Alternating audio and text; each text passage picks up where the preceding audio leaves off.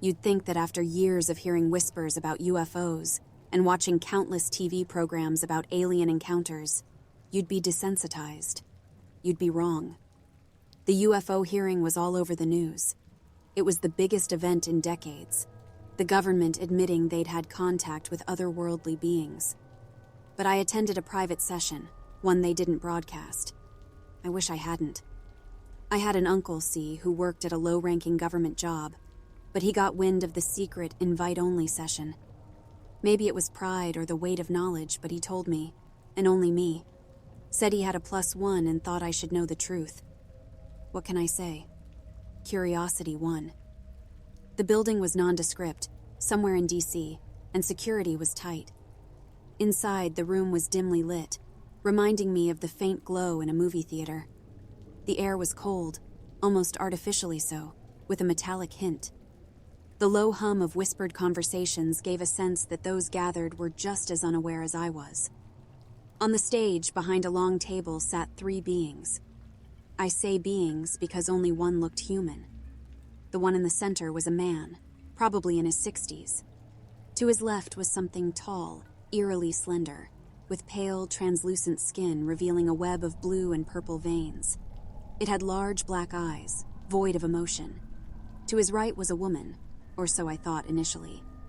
She looked human, save for her eerily perfect features and silver irises that seemed to shift in color every time I blinked. They never introduced themselves. The human, who acted like a mediator, began speaking about agreements, shared resources, and the preservation of both races. But my ears were ringing, my focus alternating between the 2 others. The atmosphere grew dense as if there was electricity in the air, making my skin tingle. Questions began from the audience. Most were softballs, and I wondered if they were plants. Then, a man 2 rows ahead of me stood up. He was trembling. "What do they want with us?" he almost whispered.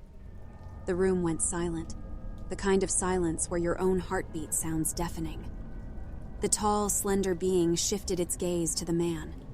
I swear, for a split second, the room got darker. "We want understanding," it replied. Its voice was a disconcerting blend of tones, like several people speaking in unison. I felt it more than heard it, vibrations that seemed to resonate inside my skull. The woman-like being then added, "Your kind fears what it doesn't know. We wish to be known." Her voice was melodious, but there was a detached coldness to it. The questions became more heated. People asked about abductions, cattle mutilations, crop circles. With each answer, a subtle pattern emerged. They were here for a long time, observing, studying, and sometimes intervening. A lady in the back finally broke down crying, yelling about her abducted son. The human mediator tried to calm her, but it was the slender being that stopped her.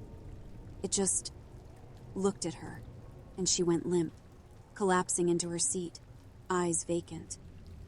That was it for me. I had to get out. My heart raced, and my mouth was dry as I tried to make my way to the exit without drawing attention. The scent of ozone was now overpowering. Just as I thought I'd made it, the woman-like being said, "Leaving so soon?" Her head was tilted, those silver eyes fixed on me, reflecting some unknown emotion. I stopped dead in my tracks. The room seemed to close in, the walls pulsating as if they were alive. The whispers from the audience turned into a cacophony, their words unintelligible. The human mediator cleared his throat. "Please sit. The session isn't over." I could detect a hint of fear in his voice. Trapped, I returned to my seat. The remainder of the session is a blur. All I remember is the overpowering urge to agree, to accept, to submit. I felt disconnected from reality, as if floating in a dream. When I finally left the building, night had fallen, and the city lights seemed too bright, the noises too loud. My head throbbed, memories of the session fragmented and distant. For days, I tried to shake off the feeling of being watched.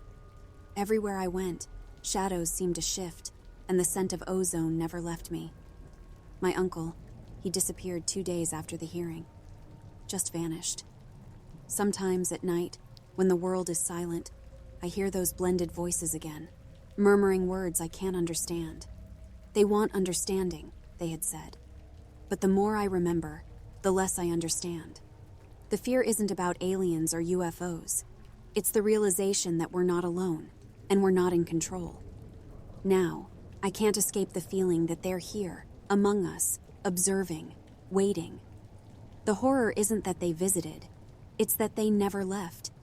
And every time I catch a whiff of ozone or see those silver irises in a crowd, I am reminded of that chilling session, a truth they didn't want everyone to know.